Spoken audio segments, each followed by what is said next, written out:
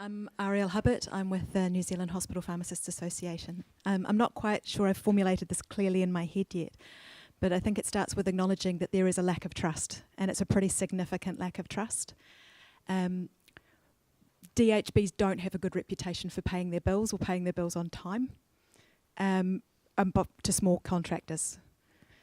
And in terms of giving money, that's from community pharmacies I've worked with, that's from other contractors that I know. And I say that as a DHB employee, by the way. Whether it's true or not, I think you may find there's a perception that there is a pool of money, extra or not, that's being held back to be negotiated. And you may find that there are people who see this as the impossible carrot.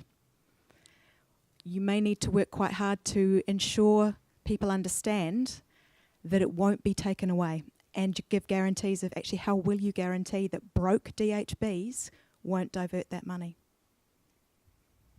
So are those guarantees there is the question. So I met with the chief executives yesterday.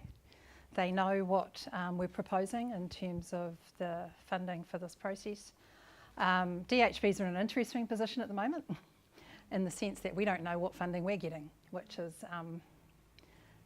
something that's a new experience for DHBs. It happened the first time last year and is happening again this year. But the chief executives have all committed that all of that funding is still going to stay in pharmacy. This is not an exercise in trying to divert that money away.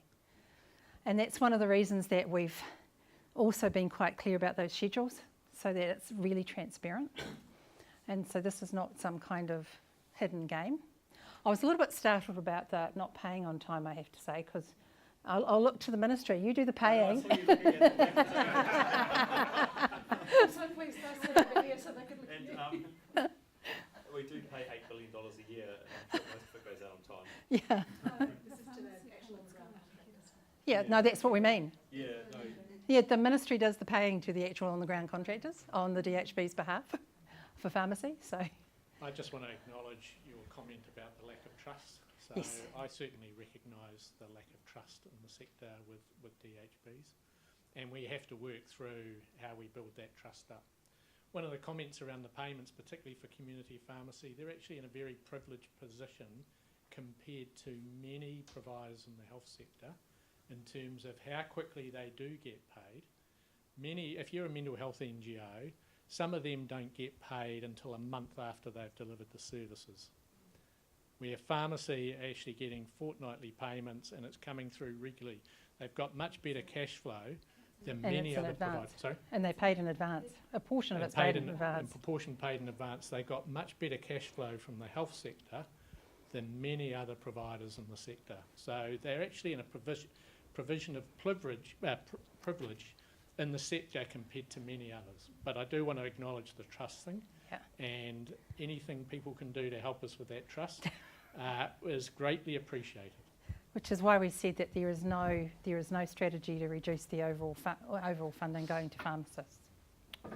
Carolyn, they're not telling you because they got it wrong last year, weren't they? Is that what it is? I think just on the trust, a huge part of what I hear is that from the group and people that I talk to is because none of us know anything about who makes these decisions. When we answer these questions, where they go, we don't know what you look like, we don't know who you are. You know, like we've never... Yep, absolutely, agree. Like business owners get invited to these meetings, not us. Like, you know, like it's just, they have no idea who they're writing to, so why bother? So, I'm with Tim. I know that one of the biggest problems we have in the sector is trust. And my experience overcoming trust is working together. And the only way that we can do that is work together. One of the reasons that we're wanting to change the way this contract works is so that we have stronger relationships locally and that you actually do know who we are.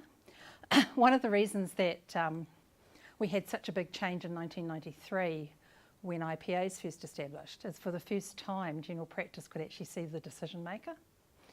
So I absolutely understand what you're saying. And that was been one of the problems with having the national contract and the national process is that DHBs haven't invested as much as we should have in the local relationships. So part of the strategy around this is to get those local relationships working. And you're making a really good point for us, which is one of the reasons why we made a broad invitation to the consultation meetings. We want you to see us and hear from us and understand why we're doing what we're doing. And I would put an offer out for any pharmacist that wants to engage. They can just contact me or my team, and we're happy to go out and visit and talk to people. But that's terrifying. They wouldn't do that. Well, we do. He's not scary. He's not scary at all. But you know, one of the problems problems I have in Auckland is when I That's a go good out idea. and ask for You're from Auckland. when I ask for pharmacists to come and engage with us around new models of care. So when we're sitting around with GPs and other things, we get the same faces all the time.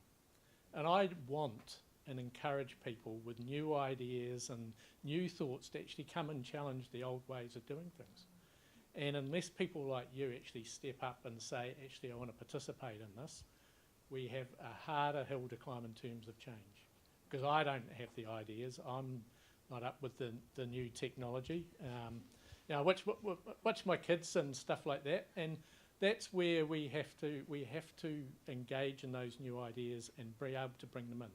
So, you know, the offer is open, I'm sure, for all DHBs, for young pharmacists, anyone with an interest and a passion of doing well in the sector, to come forward and talk to us. We're not scary, I hope. You are a little bit.